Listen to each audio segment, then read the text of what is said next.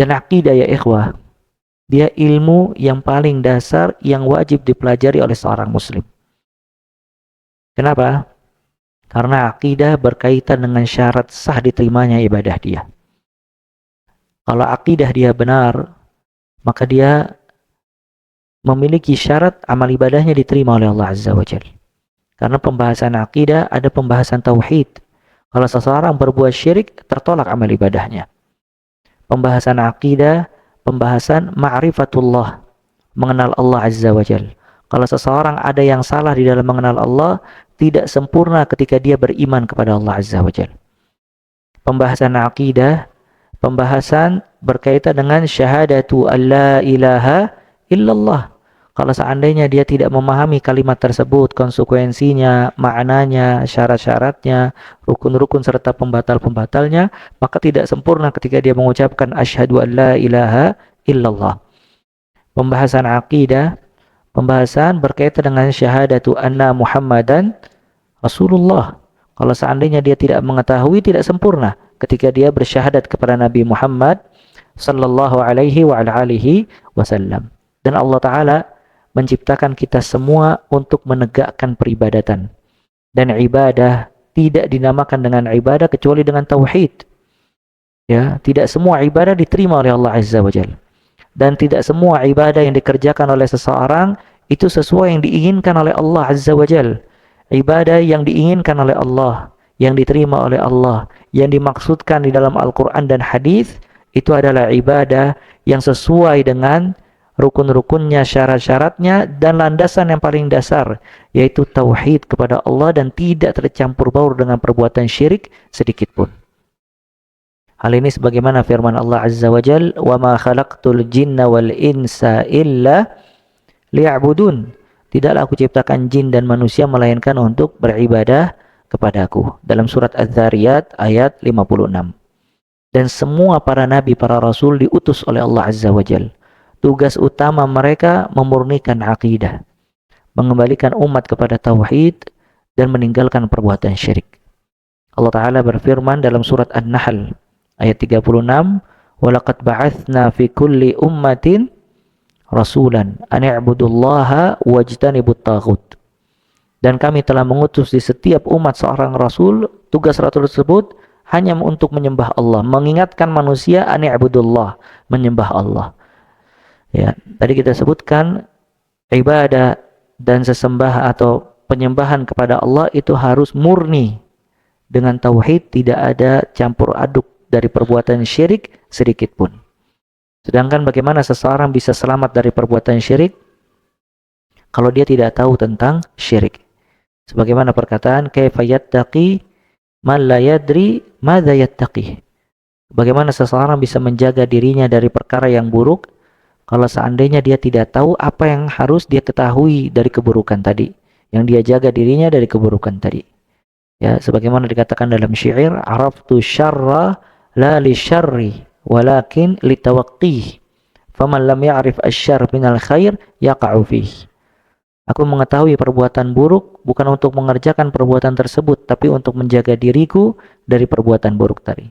Kalau seseorang tidak tahu perbuatan buruk dari perbuatan yang baik, maka dia akan terjerumus ke dalam perbuatan buruk tadi. Oleh karena itu para ulama mengatakan mempelajari akidah, prinsip-prinsip dasar, hak Allah Azza wa Jal, hak Nabi SAW, dan seterusnya, min aujab al-wajibat. Termasuk kewajiban yang paling utama ditekankan kepada kaum muslimin. Salat dia tidak diterima tanpa akidah yang benar. Zakat dia tidak diterima tanpa tauhid yang benar. Puasa dia tidak berkualitas tanpa akidah yang benar. Maka akidah asas, pondasi yang dibangun di atasnya semua amal ibadah yang banyak. Ya, Allah Ta'ala berfirman, فَمَنْ كَانَ يَرْجُو لِقَاءَ رَبِّهِ فَلْيَعْمَلْ عَمَلًا صَالِحًا وَلَا يُشْرِكْ بِعِبَادَةِ رَبِّهِ أَحَدًا. Di akhir surat Al-Kahfi. Barang siapa yang berharap perjumpaan Allah Azza wa Jal, فَلْيَعْمَلْ عَمَلًا صَالِحًا. Maka beramallah dia dengan amalan yang saleh, wala yusyrik bi'ibadati rabbih ahada, dan jangan dia berbuat syirik kepada Allah dengan sesuatu apapun juga. Dan nanti pada hari kiamat, orang yang memiliki tauhid, memiliki akidah yang benar, dia mendapatkan ganjaran yang besar. Dia akan diangkat derajatnya oleh Allah Azza wa Jal. Dia akan berjumpa dengan Allah. Dan salah satunya juga, dia akan diampuni dosanya oleh Allah Subhanahu wa ta'ala. Kata Nabi sallallahu alaihi wa alihi wasallam dalam hadis yang diriwayatkan oleh Imam At-Tirmidzi, "Man laqiyallah la yusyrik bihi syai'an." Afwan. "Ya ibna Adam, innaka law ataitani biqrabil ardi khataya, thumma laqitani la tusyriku bi syai'a, la ataituka biqurabiha maghfirah." Wahai anak Adam, kalau seandainya engkau berjumpa kepadaku dengan seluas bumi kesalahan. Lihat subhanallah. Dia bawa seluas bumi kesalahan. Karena manusia, makanul khata' wa nisyan. Tempatnya salah, lupa, lalai, dosa, baik sengaja maupun tidak sengaja, dan seterusnya.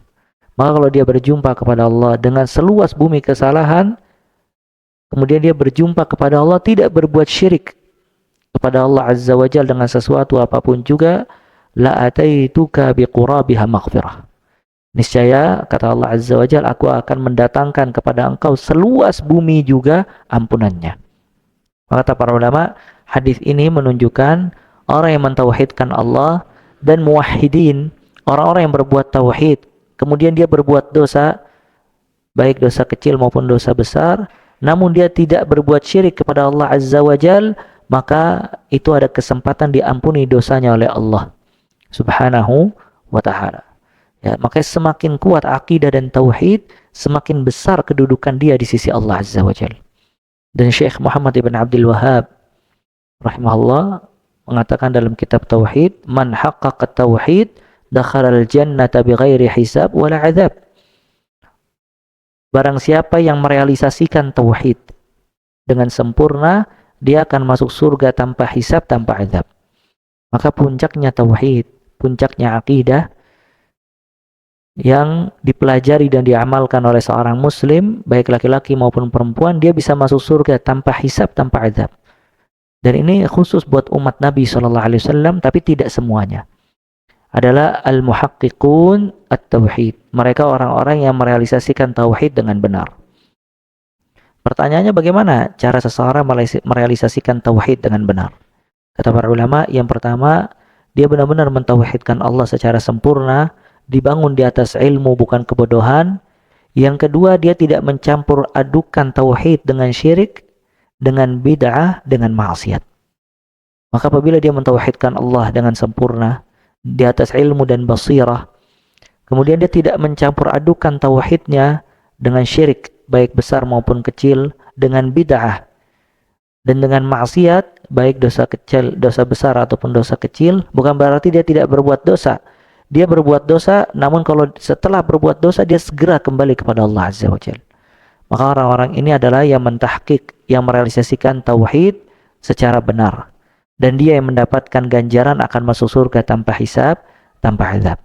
Oleh karena itu ya ikhwah, semoga dengan kita mempelajari sedikit demi sedikit ringkasan-ringkasan kitab tauhid, kitab akidah, kita bisa mendapatkan manfaat yang sangat besar, bisa memperkuat akidah kita, dan bisa menambah kualitas iman dan amal kita, serta kita termasuk orang-orang muwahhidin yang wafat di atas tauhid dan mendapatkan ganjaran yang besar di sisi Allah Azza wa Jalla. Naam.